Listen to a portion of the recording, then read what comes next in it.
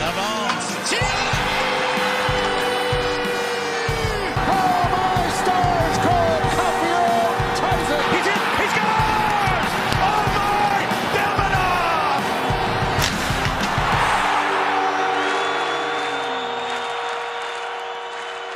If ever there was a statement game for the Montreal Canadiens, it was definitely last night against the Quebec Nordiques. No, I'm sorry. I'm at the Colorado Avalanche. What a game. What a performance. What a way to get the confidence back on track for some players, for most players, for the entire team. What a way to say enjoy the Olympic break to the Montreal Canadiens fans at home at the Bell Center. And there's lots to talk about this game. It's another episode of the Curfew Boys.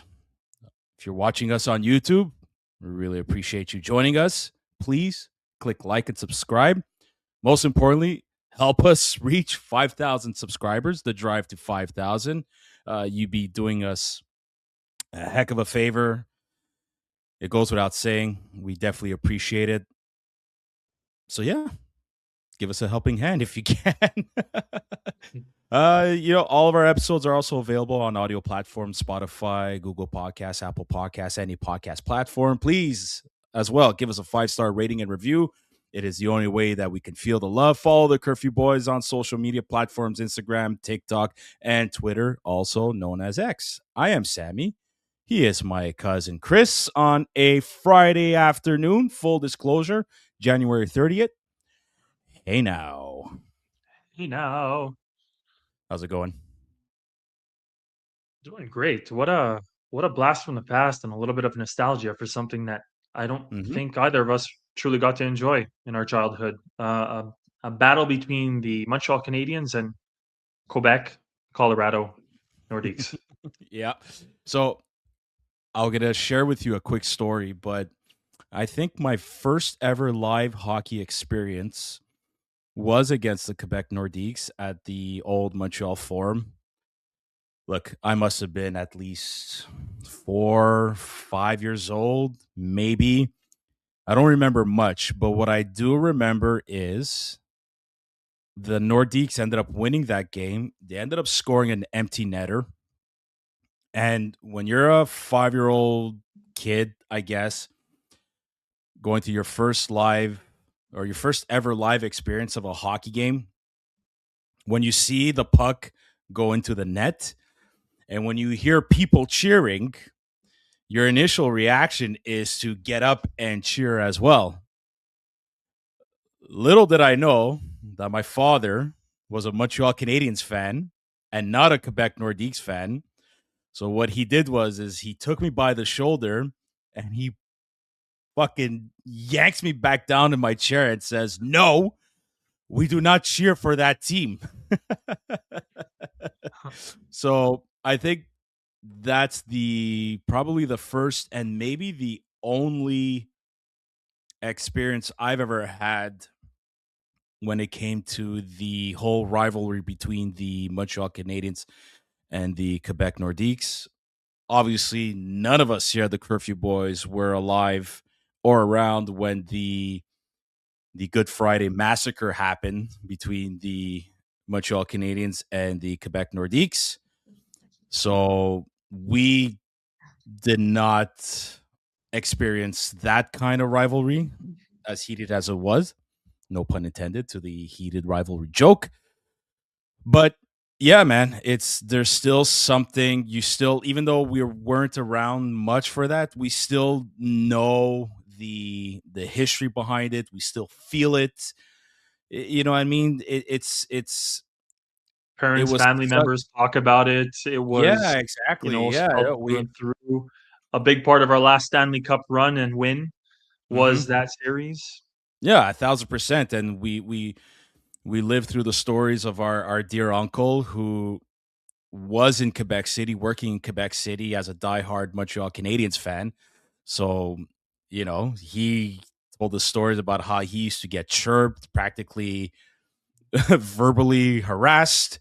You know what I mean? So, and then all that just to get the last laugh because they ended up winning the Stanley Cup. So you hear the stories like that. You watch the clips, you watch the highlights, you hear the accolades of like the Chris Nylans, the Guy Carbonos, the Larry Robinsons, the Bob Gainey of that era. So no matter what, whether we live through it or not, that legacy is always going to live on, which is a great thing. So, folks, before we get into this episode, into the details of last night's beatdown, as I like to call it, we're gonna take a quick moment to thank our sponsors, Mike's Barbecue Rub. We'll start with him, my buddy Mike in RDP. Creates his own barbecue spices for anything that could go on the grill, your chickens, your meats, your vegetables. If it could be thrown on the grill, you definitely need to try his product, Mike's Barbecue Rub. He also uses those same spices to season his kettle cooked chips, which are absolutely amazing. He ships anywhere and everywhere in Canada, especially now that football season is slowly coming to an end. Super Bowl is around the corner. So give my boy Mike some love. Visit his website, www.mikesbarbecuerub.com, for more information. Give him some love on social media, Instagram and TikTok. And when you give the Quebec Nordiques or the Colorado Avalanche a massive beatdown, folks, don't forget to rub your meat. This episode is also sponsored by Les Délices La Frenesse, some of the best pastries, cakes, cannolis in the Montreal area. The month of March is around the corner, so the San Giuseppe holiday brings in nothing but the famous Zeppelis. They got 6 locations, one for almost every goal from the Montreal Canadiens: Rosmere, Brossard, Saint-Julie, Montreal West, Pointe-Claire, and our hometown of St. Leonard. You can visit their website, lesdeliceslafrenette.com. Follow them on social media, Instagram, for almost every location. They are simply delicious, simplement délicieux. And last but not least, our boy Sunil from the very famous Habs Cave, who was at the game last night, sitting right behind the Quebec Nordiques bench. I think I'm going to keep calling them that all episode. Honestly, he's got such an incredible page on Instagram, Habs Cave. Literally a Habs fan's dream to have a man's cave like the Habs Cave. Great content regarding Montreal Canadiens memorabilia from top to bottom in his basement. But he's probably one of the best Habs fans we know out there. A great person, great human being, and a great member of the Montreal Canadiens community. So give our boy Sunil some love at Habs Cave on Instagram and TikTok. Let's get into it. The Habs crushed the Nordiques 7-3 at the Bell Center. Like we said, the last home game before the Olympic break. The boys are heading on the road to face the Buffalo Sabres tomorrow night, Saturday night, Minnesota on Monday, and then to end off that road trip before the break, Winnipeg on Wednesday. Chris, like we opened this episode, a statement game. I think Marty and the boys learned their lesson from when they got the beat down in Colorado earlier this season. Marty took accountability for his, coaching decision making of that game. And you could tell right away they learned their lessons from the coaching staff down to the goaltending. I think one of the key things that Marty mentioned when it came to facing the Colorado Avalanche, but anyways, even before puck drop, I think he emphasized on how like you can't give their star players space.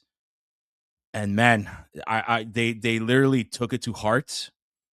It starts with the captain, Nick Suzuki, who literally carried this team on his shoulders. I think it was a statement from him. I think we joked a little bit. We joked on Twitter that I think Nick Suzuki is letting Nathan MacKinnon know that he's capable of playing on the same line with him for the Olympics.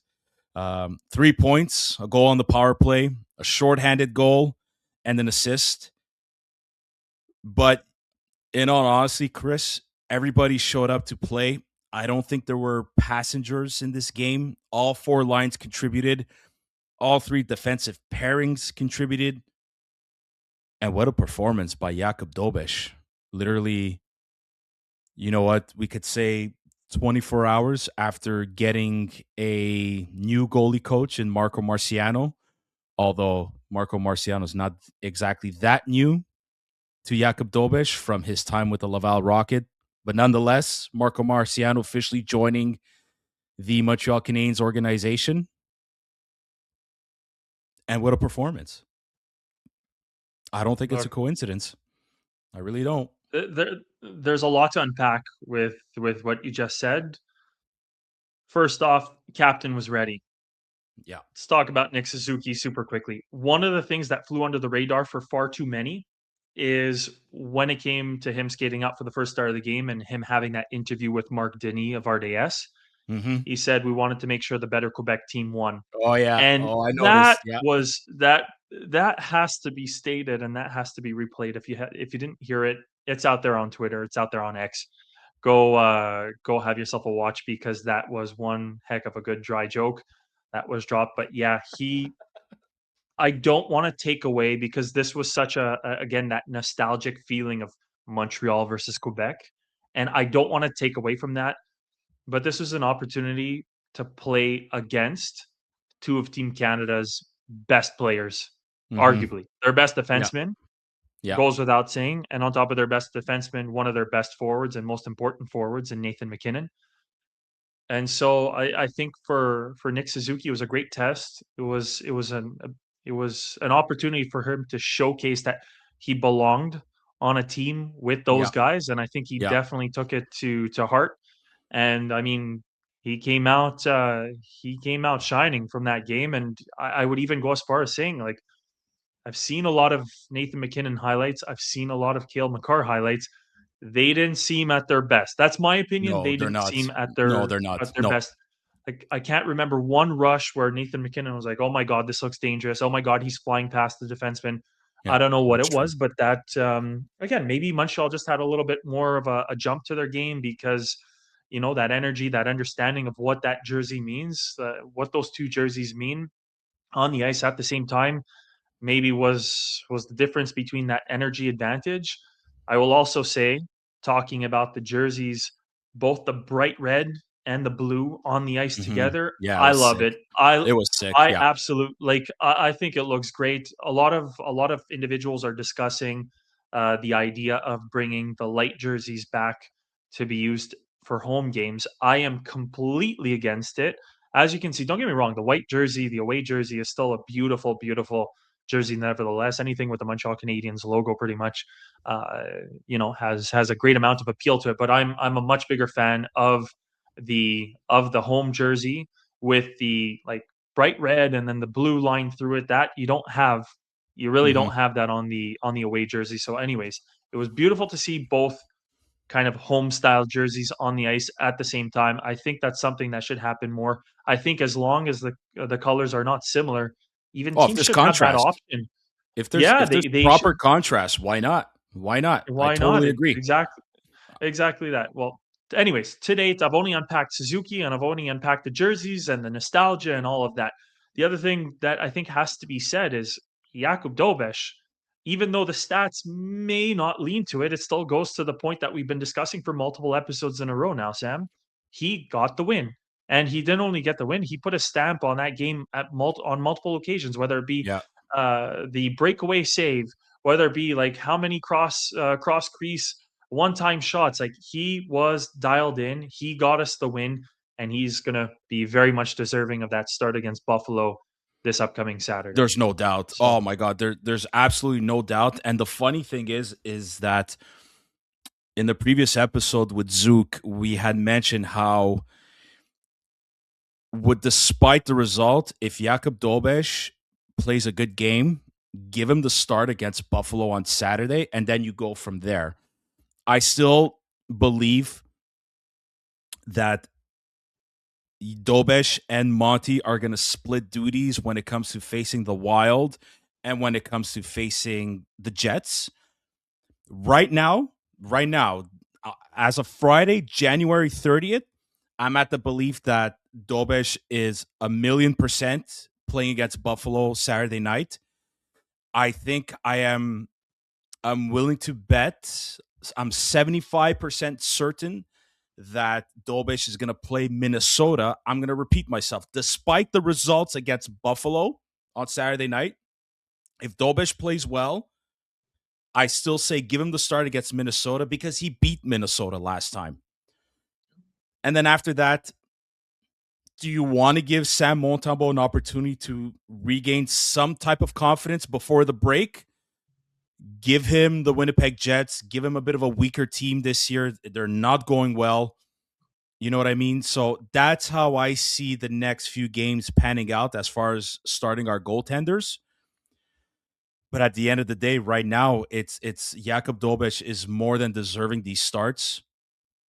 I think I found he looked even more comfortable last night versus the previous night against Vegas. I thought Vegas, he was a bit shaky, but as the game went on, he just kept getting better and better, and he was solid in the mid-second period leading up to the third period. This game, however, what makes me happy, not just for Jakub Dobes, but even for the whole team, is that Brock Nelson goal, I'm pretty sure he'd want it back. You know what I mean? He was screened. Yeah, the puck had eyes for the net. It's probably one of those shots where Dobes, maybe he himself could think, I want that one back. But what makes me happy about last night is that they did not lose focus. They did not get discouraged. You know what I mean? They stayed with it. And even at that, they showed up at puck drop. It was just one of those shots that went in. Like we said, the puck had eyes. They did not deviate from their plan. They did not deviate from their game plan, from the intensity.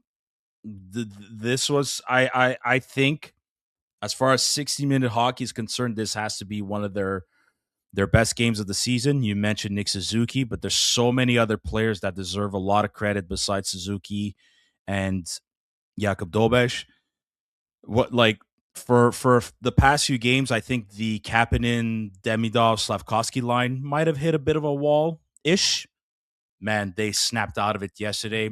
Kapanen was amazing. Demidov was amazing. Slavkovsky did what he had to do. I think all three guys earning at least 2 points. That Kapanen backhand lob feed to Suzuki on the shorthanded, on the penalty kill. Wow. That was absolutely amazing. And because of that, Demidov is leading the rookies again with, I think, 45. Yeah, with 45 points, 2 points ahead of Beckett Seneca, and Schaefer is still there at 36. And you have Oliver Kapanen tied with 29 points. So 2 Montreal Canadiens rookies are in the top 5. It's amazing. It's absolutely incredible. There's another name, of course, that gets mentioned every night, and I'll say it again. Lane Hutson, fantastic game, going up against arguably the best defender in the game right now. Has something to maybe prove not only to himself, but just a statement to the league.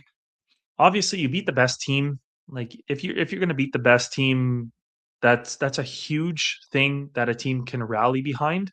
I don't know, since the Colorado Avalanche went on a tear, I don't know if this is a true statistic or not. This is a question that I'm posing. I do believe that this is the first time that the Colorado Avalanche lost 2 games in regulation in a row. Yeah. So I think that's something big for the Canadiens to rally behind.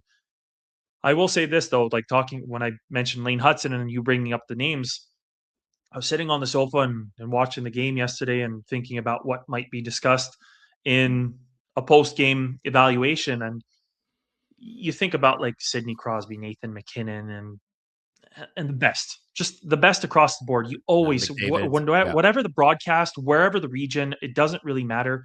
You hear names coming out over and over and over. And I thought, in relation to the podcast and speaking Montreal Canadiens, it's incredible because these guys are truly starting to take their place and earn their respect and, earn their star reputation in the league, because every single episode, like I'd like to say Zachary Bolduc is playing better. I'd like to talk about, Alexandre Carrier. What an amazing block, works hard to get up ice, gets a goal. What a play. But the reality, like there's so much that we can diagnose, but nearly every single game. Well, what was last night's game? Suzuki stole the show. Caulfield stole the show. A bunch of our not Caulfield, sorry.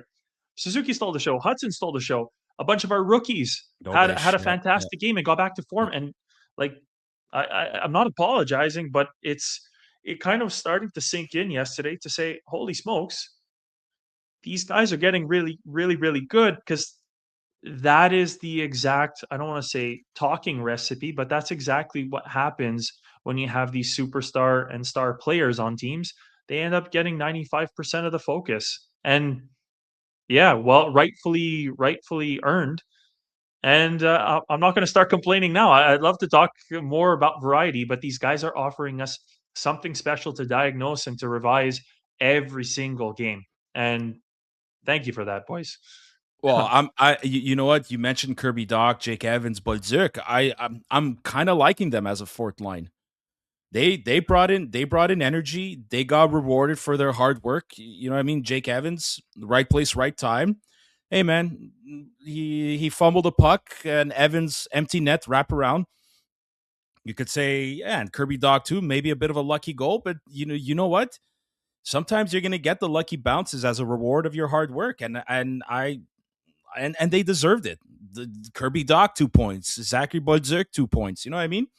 They Everybody showed up, and you know what? You could say you could add in the third line too. You want to say Gallagher, Dano, and Anderson? Yeah, they didn't get any points. Gallagher with at least I think like 4 hits was one of the players leading the team with hits. Anderson looked engaged. You know, he created some good opportunities for himself. Missed the net on a couple of chances, but still, you create those opportunities, you drive momentum, and that's what they did. Philip Dano, a bit of a shutdown role. Kapanen, a bit of shutdown role. Suzuki is Suzuki. You know, top 10 now in the league with most points. He's finally getting the respect he deserves. And even at that, he's not talked as much as, you know, the Crosbys, McKinnons, and McDavids, like you mentioned, Chris. But maybe this Olympic tournament is going to turn things around for Suzuki. Who knows? We'll see it when we get there. But everybody pitched in, man. And on defense, I think Marty trying something a bit different, pairing up Hudson with Dobson, pairing up Matheson with Gooley, and then you want to say Jackeye with Carrier. Like every defenseman got a point except for Jackeye, which is okay. I don't need Arbor Jackeye to get points here, but every defenseman, 5 out of the 6 defensemen got at least a point. Like it says something. It's saying something, man. And this goes to show the depth that this team has. It's not always going to be perfect, but man, when everybody's dialed in all together and you beat the best team in the league, you score 7 goals, you're going to win. You're going to freaking win. It was beautiful. It was beautiful to see. You know what I mean? And I think these defensive pairings, maybe this is something that Marty might keep for a bit. If it continues to prove itself. And Noah Dobson, 10 goals for the 5th straight season. Like, that's no joke. Man, like, we freak out about Lane Hudson, rightfully so. Like, the level of talent on this kid is insane. One of the best in the league right now in just his 2nd year in the NHL. But Noah Dobson, man, you look back at the trade and more you're like, oh my goodness. How the heck did Matthew Dash say yes to that? Anyways, no disrespect to Matthew Dash. He's actually making a name for himself as a GM with these a couple of moves that he's done recently. Like, good on Matthew Dash. Like, I am not knocking him whatsoever. But man, oh man, like, you tell me we have Noah Dobson and Lane Hudson paired up together now? Oh, it's crazy. It's crazy. Can't believe this. It is an absolute treat. I'm curious to see where Dobson is going to finish in terms of goals. I believe I don't have the names offhand, but I think there are only 4 defensemen. The stat that you had mentioned, there are only 4 defensemen that actually achieved the 10 plus goals in a season over the last, what was it 4 seasons, 3 seasons? Anyways, I don't want to mix up statistics. I'd have to double check. Yeah, there's so much Habs and hockey stats that come in. There's only so much that the brain can retain, but Yeah, honest to God. And the other thing too that I want to mention, like going back to the goaltending just a bit, and I know that goaltending has been a focal point of a lot of Habs discussions these days, and not to not to throw PJ Stock off the throne of president as the Jakub Dobes fan club, not at all. But if we're gonna diagnose kind of or reflect at the very least upon Jakub Dobes's game, like put the stats aside, that could have been an 8-7 game. That could have been a 7-6 game. Hmm. That could have been a Yeah. much, much Oh, I closer think so. game. I agree. I spoke about like Colorado maybe not looking their best, nevertheless, but then you take a step back and you say, at the same time, I think Jakub Dobes demoralized some of their guys Yeah. and really gave some epic momentum to the Habs over the course of the game because the saves, it wasn't just like one or two spectacular saves, and it wasn't a bunch of routine saves.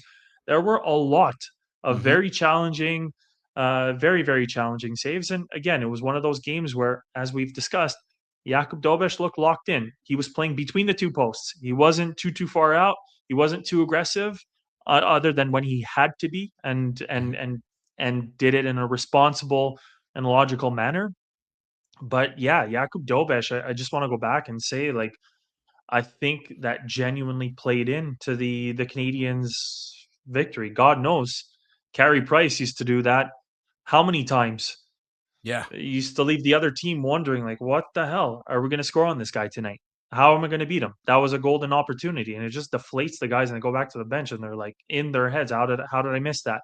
And guess what? The next shift goes by, and they're still thinking that, and snowball effect just builds. Oh, 1,000%. I think the Colorado Avalanche, they're in a funk right now. It's not gonna last all season. And this is proof that even the best team in the NHL can go through slumps, can go through losing streaks more often than winning. It's 82 games, guys. Like it's never gonna be linear, man.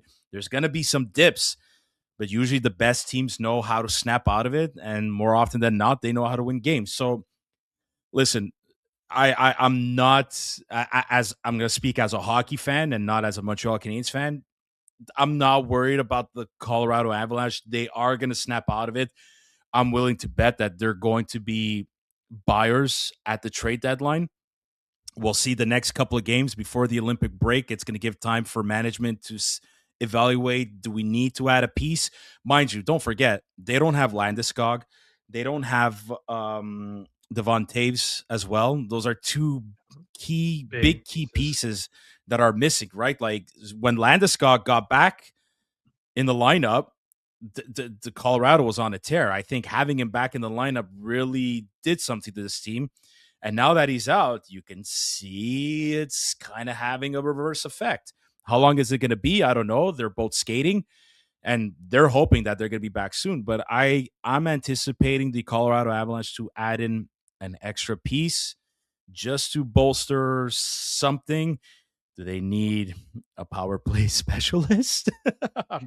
I might be hinting at something, but you never freaking know. You never know in this league, but I expect them to snap out of it eventually. I expect them to be buyers at the deadline, and I expect them to go on a long playoff run this season. You know, there was a moment in the game, and we were all worried when Caden Gooley got hit. And just the way he was skating off, holding his shoulder, it looked separated. My initial thought was, "Oh man, here we go again."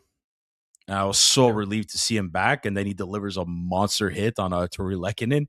They're like, okay, I guess he's okay, but I don't know. I don't know if he had a separated shoulder and they just popped it back in. He was like, oh, okay, I'm feeling better again. I don't know, but yeah, thank God he was still able to remain in the game. Well, I'll say this much. We discussed it among the boys. Caden, there are two things. So first off, I'll diagnose. Sometimes you just have like a pinched nerve or something, and you're Hmm. not feeling your, in his case, your arm. Maybe as in his forearm, there was something that just kind of like it was just like a shock, like a funny bone type of moment where you're just like, "What the hell?" This instant numbing. Yeah. thank God for that, and I hope Yeah. it's just that, and I'm happy that he came back and he seemed to play a very regular game. He like, completely knocked the shit out of Lehkonen not long Annihilated after he him. got back. So he exactly, just wiped him off the ice. So, I mean, he looked fine, and let's hope that, again, it was just a moment of, an awkward feeling or something like that, that he went, to go treat, in the locker room. But Caden Gooley, this when I say we were discussing this, like, Caden Gooley, fantastic player, so important, great leader. I'm not gonna say injury prone, but I will say more prone to putting himself into a bad, dangerous position. Now, likelihood is that Caden Gooley grew up, developed his game playing with guys who weren't quite as strong as him. But at this level, you have a lot of very dangerous individuals who are on the ice and that can knock you and hit you at any given moment in time. And if you look at a lot of the Caden Gooley injuries, some of them are stupid, like the cut from the skate. Like, Oh, there's nothing that so you're gonna do. fluke. How the Yeah, hell? Like such a bad fluke.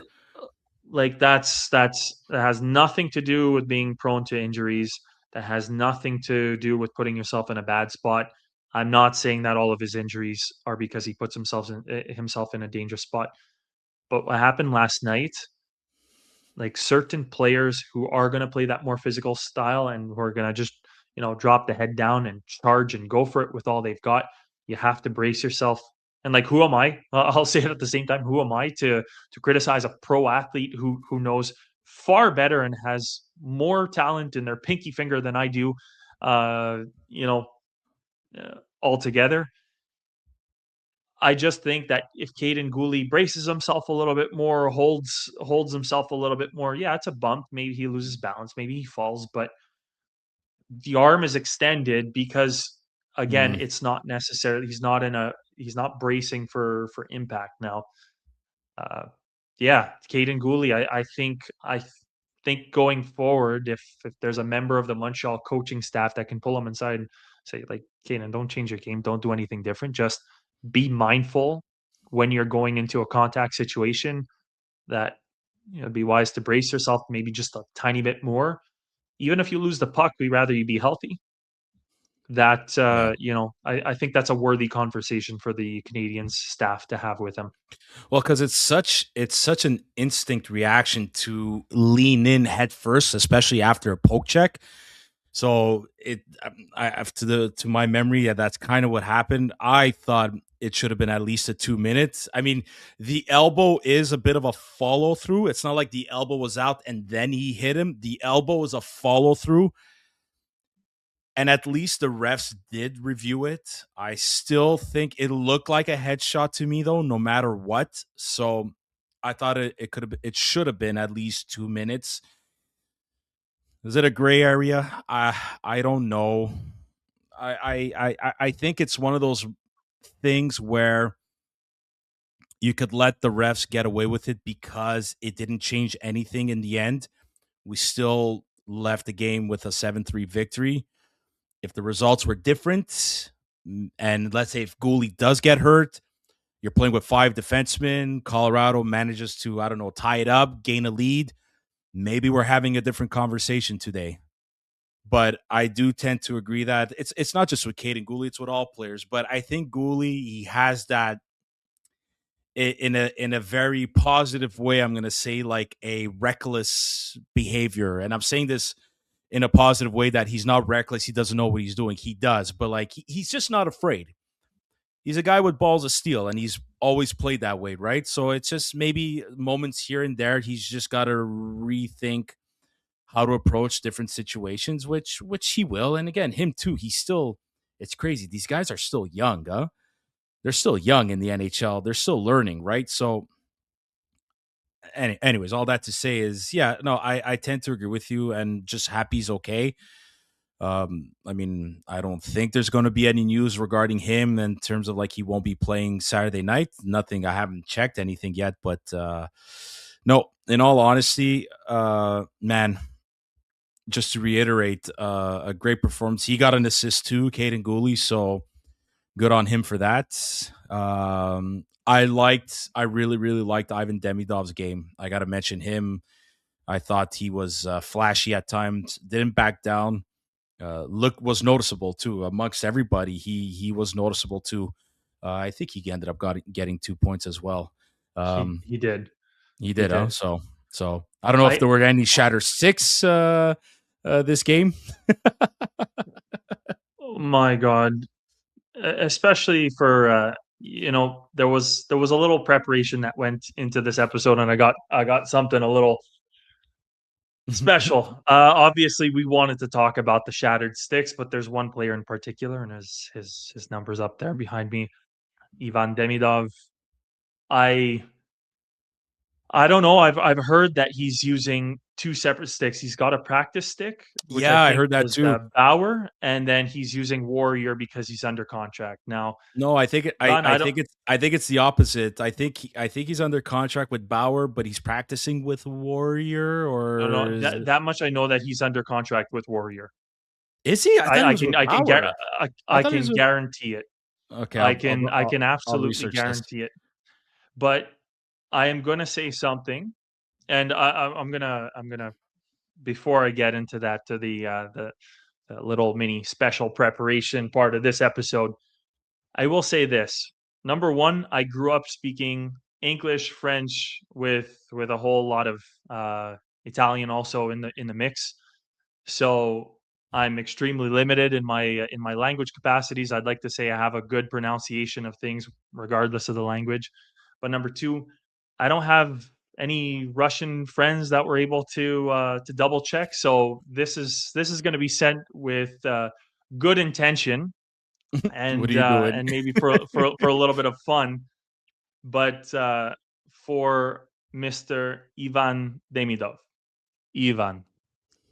Anna nie bolszaja rekomendacja. Bolaje žostki flex kljuški podojdi od tebe luše. Ti liškom siljon. Mój bolszeje fanate. S ljubovju at CURFEWBOYS. Spasibo. What are you, Ivan Drago's fucking trainer? So a little Russian practice there. Now, for the love of God, if I didn't say, I will translate the message of what I just said. Because I'm curious to know Just this. know that it's between ChatGPT and Google Translate. If I said something that differs from what I'm about to say, please note that again, it's ChatGPT and Google Translate that are against me, that are trying to get my career canceled, one thing or another. But what I tried to say to Ivan in joking spirit is one small recommendation. A stiffer stick flex would suit you better. You're too strong. We're huge fans of yours. Much love from the CURFEWBOYS. Thank you. So again, Ivan, with the exploding sticks, we really, really, really want to see this pan out and go well for you, and in terms of your stick health on the ice. So yeah, I don't know if it's time to up your flex. I don't know if there's something to be done, but he's and I don't know if there's anybody who wants to work. He's costing them a lot of money. Well, that's the thing. Ivan's paychecks are going to paying for new sticks constantly unless they're a part of the deal. But all this to say, somebody too, feel free to correct my Russian. Again, that's my best shot at it. So there you go. So funny. Yeah. Okay. That was good. I'm impressed. I'm actually impressed. Good for you. Feel like this should be in some kind of Rocky movie. So Ivan Drago, fantastic. Yeah. The Ivans. Yeah, they're beasts apparently. No, but the kid, man, it's just insane to see what he's doing now. He's got what? He's got 45 points, like we said, in 50, how many 50 something NHL games. The sky's the limit for this kid. And it's so funny because the other day I had YouTube open and just scrolling through past videos, and it was the Ivan Demidov draft, the famous interview with the management, Hughes and Gordon, and his famous he lose. So it's my God, they said it, if he drops to number 5, take him. They say it in the video. So like I still can't believe he landed in our laps, man. It's absolutely crazy. And speaking of crazy Russians, like we posted on Instagram and elsewhere, the famous Alexei Emelin hip check. You guys remember when this? I want to say this was probably 2015, the 2015 season when it wasn't a good time for the Colorado Avalanche, and they had Jerome McGinley on the team too, and all that. And on a 10-1 lead with like maybe 2 minutes left in the game, Alexei Emelin just throws out the hip check and sends, I think it was, I don't know if it was Colburn or whoever, sends him flying head over heels. And then it's just a big scrub. And you see Shea Weber there. Shea Weber's there. And like there's a fight in the crease, like in front of Carey Price and all that. And that video's gone pretty viral. And there's a lot of Habs fans that are like, let's hope it happens again. Let's hope another same type of victory, blah, blah, blah. It's like, history kind of repeated itself. Like they didn't win 10-1, but they won 10-3. And you have Arbor Jackeye dishing out a big hit with like a minute and something left, not even less than 2 minutes left in the game, almost getting into a fight. By the way, happy birthday to Arbor Jackeye, 25 years old today. So yeah, it's just crazy how things repeat itself. I'm happy though that you mentioned that hit at the end of the game, because Arbor Jackeye went to go point at Manson and said that was for what you did earlier, and they never had a chance to really? respond to. He did. He went to the bench and he pointed at Manson. And the big thing about it, and again, I'm happy that there was a little Russian break, and I'm happy that I was able to get that out. But all that to say is, I wanted to discuss the fact that the hit, I think, was in fact legal. It was a little, like you said, there might be a little bit of an elbow that kind of came through and something to look at over there. But what I perceive to be a major problem, and I don't know how the hell he got away without having any penalty, is he just started throwing with his gloves on. He just started throwing Yeah. punches at Zach Budzik. Yeah, How is Budzik, yeah. that not a penalty? How was that not like nothing to be evaluated and an automatic 2 minutes? Like, okay, punches, a guy skates up to you, you can just start punching him. Oh yeah, no, get away scot free. Okay, perfect. Good to know. Good to know, refs. Thank you. So I don't know what your thought on that was, but I Yeah, am very much I happy was that upset. Arbor. I'm happy, and I have no problems with Arbor doing what he did, No, and same good here. on him. I'm cool. I'm good with it. No, 1,000%. Oh no, 1,000%. Absolutely not. We'll never go against what Arbor does on the ice when it comes to either defending his teammates or just fucking stirring some shit up. So happy birthday to Arbor Jackeye. Yeah, there's something I want to share. Actually, before we slowly close things off, like there's an interesting stat that I want everyone to see in case they don't know it yet. But this is something truly interesting. Did you ever think? Oh no, this isn't it. But we're gonna go with this. Okay, so the Canadiens now still tied with not just the Bruins, but they're also tied with the Sabres. 67 points in the Atlantic Division. Detroit keeps winning.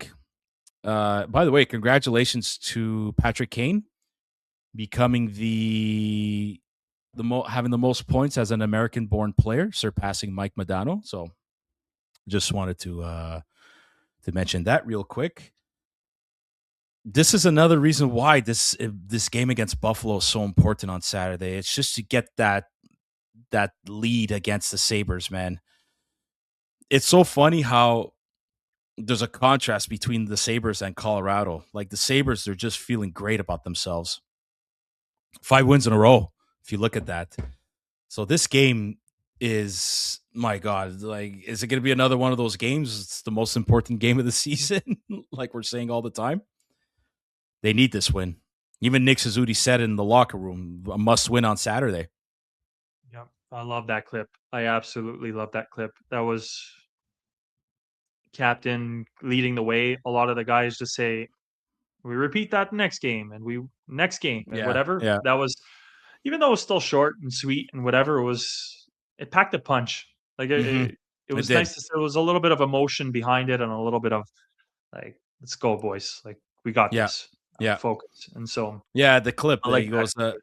big good, team dinner Friday night in Buffalo, and then a must-win game on Saturday. No, 1,000%. Here is, however, the what I really wanted to share before. In the entire league, Chris, the Canadiens are third place for most goals with 187. Can you believe this? 187. I don't care if their goal differential is only +7 amongst those top teams. Colorado +69. Jesus, and imagine they got a -4 yesterday, so they were +73 yesterday. If you really think about it, my God. So everybody else +12, +15, +31, +52. Tampa Bay. That's interesting as well. Wow. Yeah. I don't care about that. What strikes me in that stat is it's the youngest team in the NHL. They lead the Eastern Conference with most goals, and they're third in the NHL with most goals. It's not fluke, man. That is not a fluke. That is something to be highly encouraged of, and they're still yet to come. We still need 10 goals from Cole Caulfield to reach 40, please. Slavkovsky's reaching 20. Suzuki is at 18. Kapanen is at 16. You know, it would be I think this is far too much to ask, but could you imagine we have 3 guys who are 30 plus? I don't think we might not even get to 2 guys that are 30 plus. That's the reality. And if it's fine. If we have 3 guys who are at 25 and 1 guy who's at 40, that is like the one of the biggest blessings that you can possibly ask for in terms of offensive contribution. So I'm not gonna set the expectations too high, and there's already a lot of there are already a lot of eyes and attention on Caulfield at the moment just to hit that 40. And again, there was a great comment by a fan. I apologize that I can't give credit where credit is due, but most important is that these guys finish the season healthy and ready to go for the playoffs, and obviously Mm-hmm. partaking in the playoffs. But yeah, let's not kid Yeah, ourselves. We but also we we need also we need want the the goals. side quests of the we want the side quest of the 40 goal season so that we can stop leaning all the way back towards 1994 to celebrate the Yeah. last time that somebody was able to accomplish that. But No, but also it's not. too, just a Yeah, question for you, yeah, yeah. Sam. Is that let me look behind me very quickly. Is there something on the wall? Is that the writing on the walls? Montreal Canadiens already scoring this many? It's just beginning, folks. What's coming in the next few years? This young group is already delivering. I don't know if that joke landed or not. The writings on the walls, folks. But It's all okay. that I to say got is, it. what is coming is so special. I will not impede myself from repeating time and time again. Let's get on that hype train. Let's get ready for what's to come with these young Montreal Canadiens. They're only going to get better, and it's a blessing. Like, honest to God, there are frustrating games. We can't win them all. There are moments where we're scratching our head. What's this coaching decision? What's that player doing? What kind of a dumb mistake was that? They are still in their major mistake making phase, and yet they're doing this. Insane. Yeah, 1,000%. 1,000%. And just to finish off on that point, it's like, yeah, these little side quests or these personal records are great. And yes, we want the playoffs, but I think we have to understand that these personal records helps the team make the playoffs. And the more they achieve those goals, the more chances this team makes the playoffs. If Cole scores 40, there's a good chance you're making playoffs. If Suzuki reaches 25 again, or even 30, you're going to make the playoffs. Slavkovsky, if he reaches a career high, finally, like he's at 20, I think he's what? He's 1 goal away from tying his most. He's 2 goals away from having a career high. I think he could reach 25. And you know what I mean? We're all here being like, oh, well, with the amount of games that are left, Cole is bound to score 10 goals.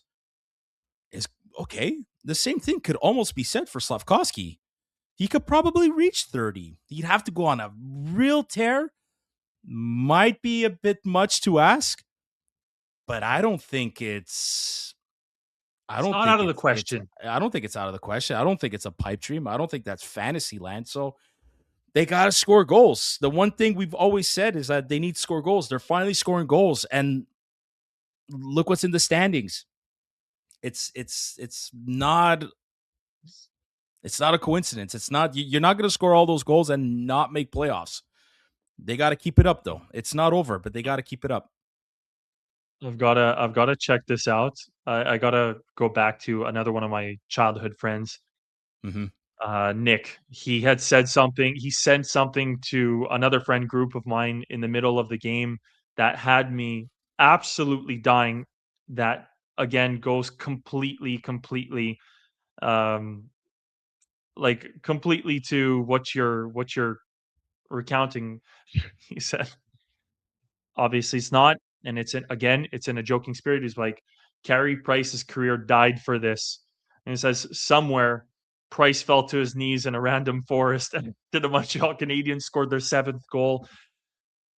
Like, it's it's funny, it's sarcastic, but like, could you imagine the offensive talent like this, the goal scoring capability of this current edition of the Montreal Canadiens with Carey Price backstopping them? Yeah, what could have I been. for hi It's so for his depressing sake, to I think don't about. want it is depressing. For his sake, I don't wanna think about it because he was my favorite player.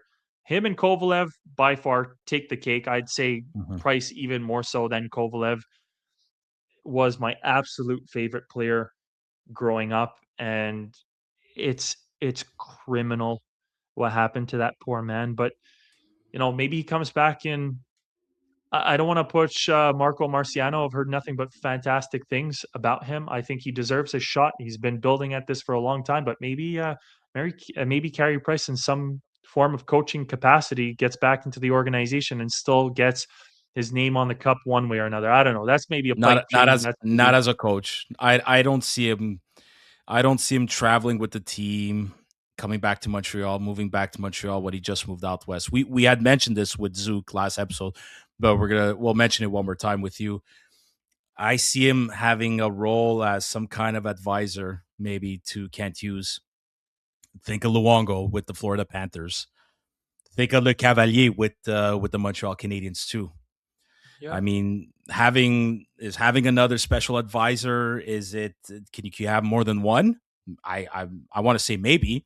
Those salaries don't count towards the salary cap, so you know what I mean. Maybe that's what he could do. Some kind of special role. I don't see Price as a coach. To be honest, it's such an easy narrative. Like one of the best to coach. It doesn't guarantee that you could be one of the like look at Gretzky. Gretzky, the best player in the history of hockey. He wasn't a good coach. Some just aren't able to do that. I just don't see Carey Price being that type of guy, but I could see him having some part of I don't know if scouting is one of them, but maybe hey, look, can you do us a favor?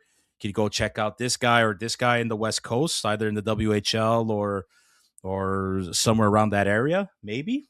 I don't know if he'd be a scout, but I definitely think advisor. I hope so. I hope he stays with the Montreal Canadiens organization once his contract's officially over and then he calls it a career. I really do. I personally don't see him becoming a goalie coach. Anything is possible. I'm not saying I'm ruling it out.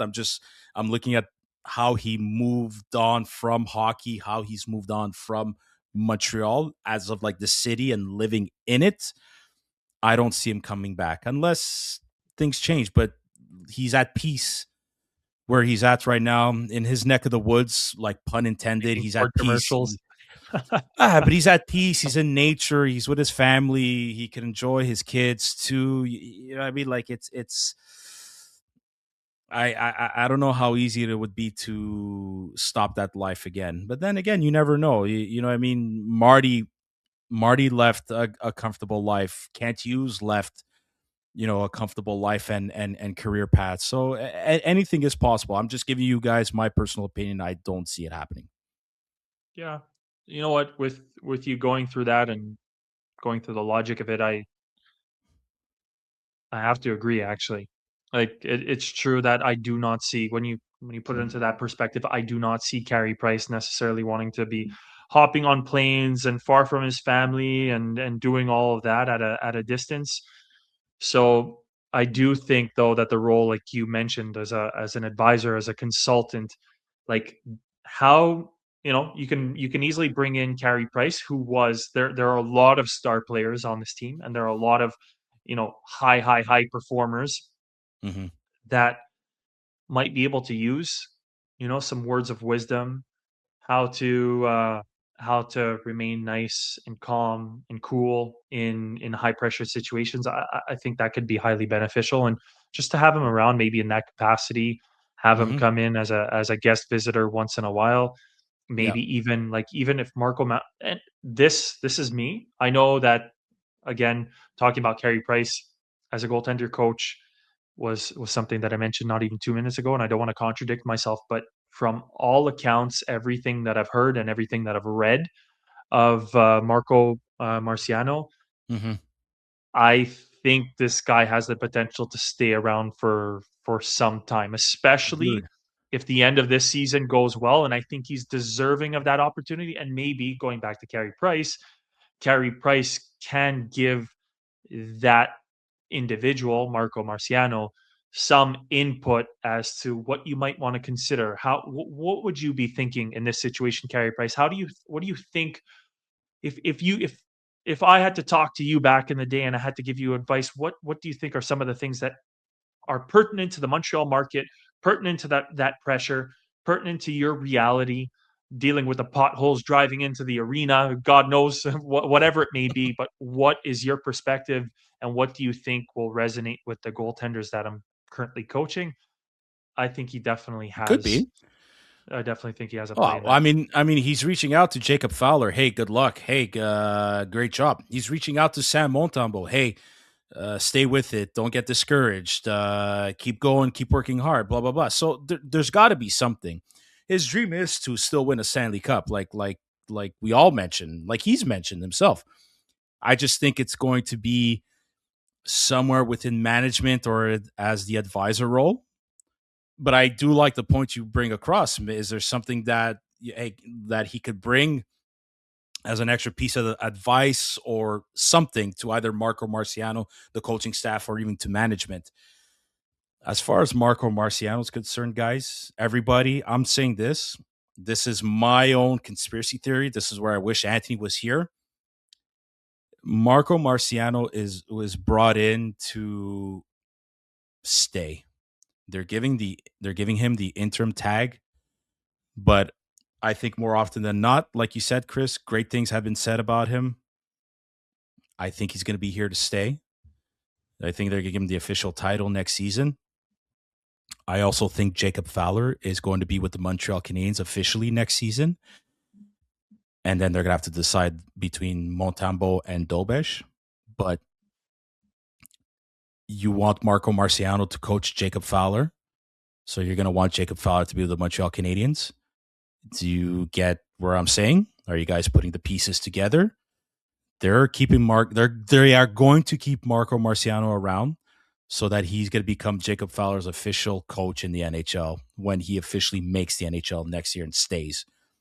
Right now, the only challenge is finding another replacement goalie coach in Laval to coach Jacob Fowler, because that's going to be important. That's going to be huge. If you look at the trend, if you look at Jeff Gordon and the trend he's done with firing coaches because we needed a new voice, giving them the interim tag, then officially naming them coach and keeping them around. I'm just saying, follow the trend, follow the path, follow the patterns. That's how I'm going to end it. I think that's a great way to end it, man. And look, future's bright as always. And I also think that is very responsible of Mm-hmm. talking about this coaching decision. I think that is a very responsible move by the Canadiens organization. My God, my time is coming. I'm just dissipating into nothing. I'm just Yeah. Yeah. Don't go towards the no, light. I'm going down something. I literally look like a head with my white shirt and in the sunshine. Yeah. If it wasn't for my chair, it looks like I'm literally going to the light, guys. But that's funny. Sorry for the little offbeat moment there. But all that to say is not putting that pressure on Marco, giving him an opportunity to showcase what he has, giving him an opportunity to see whether or not he can make that impact with the goaltenders who are here in Montreal, I think is very, very good. Because if he were to become the goaltending coach, immediately all cameras, all attention, everybody's there. You slap that title on him. It comes with wait. Meanwhile, he could be answering these questions in September Yeah. in comparison. Yeah, So, exactly. you buy the guy like nearly 9 months to really get himself familiarized with the market, with the players, get some feedback, get some wins under his Yep. belt, make his adjustments. So yeah, great move by the Montreal Canadiens. Very responsible. They're look through and through. They protect players as well as they do protect players of the organization. We're long past the days of trading guys mid game and insulting them and Jesus. kicking them while they're on their way out. It's like I just they say that it's a good practice every day to take a moment and be grateful for what you have. And I think, let's take a moment as Habs fans today. We are in such a great position with a group of guys who care about like everybody from top to bottom, whether you're sweeping the floors at the Bell Center to scoring 40 goals in the season. Like everybody seems to be getting well taken care of by this organization, Yep. and I'm proud. There were many years that I don't think we had that ability to feel as proud as we are starting to feel now. Just Yep. just wait. Well said. And it could be worse. We could be the Toronto Maple Leafs. All righty. I guess Oh, we're yeah. gonna end it. We're gonna end it on that note. Big game Saturday night against the Buffalo Sabres. A chance to grab that. I want to say third spot in the Atlantic Division. Thank you all for tuning in to this new episode of the Curfew Boys podcast on Friday, January 30th. Please help us reach our goal to 5,000, the drive to 5,000. Like and subscribe. Share this with your fellow Montreal Canadiens fans near and far. We truly, truly appreciate it. You guys would be helping us out big time. Episodes available on audio platforms, Apple Podcasts, Spotify, Google Podcasts. Please give us a 5-star rating and review. It's the only way we can feel the love. Follow the Curfew Boys on social media, Instagram, TikTok, and Twitter, also known as X. And a big thank you to our sponsors, Les Délices Afternet, Mike's Barbecue Rub, and Habs Cave, our boy Sunil. Chris, enjoy the weekend. Everybody, enjoy the weekend. A big game Saturday night against the Buffalo Sabres. Like we said, the boys heading on the road before the Olympic break. We can use these points, man, just before that break. And go Canada. I'm excited to watch Team Canada lace them up and face other nations. Until then, bye now. Good